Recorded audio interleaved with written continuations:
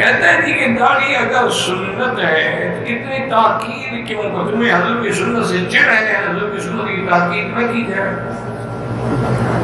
عجیب بات نہیں۔ علماء تمہیں کیا کہیں گے؟ کافروں کا چہرہ بناؤ یا محمد مصطفیٰ کا چہرہ بناؤ؟ اچھے مسلمانوں کو باقی جو ہے ایک مشتبہ تو حضور نے اپنی جانب مبارک سینے تک تھی، اس سے فقہا نے کہا کہ کم از کم ایک مشتبہ اور تم نے باطلی گھڑی، تم نے نہیں رکھنی ہے، لیکن یاد رکھو شریعت کے احکام میں مذاق یا اعتراض نہ کریں۔ ٹھیک ہے ہماری غلطی ہے، خطا ہے، گناہ ہے، لیکن اچھا جی علماء کیوں تھا ہے تو صرف سنت کس نے کہا ہے آپ کو کہ سنت ہے؟ داڑھی رکھنا تو واجب ہے، اور تعامل امت کے بعد وہ فرض کے درجے پہ چلی گئی،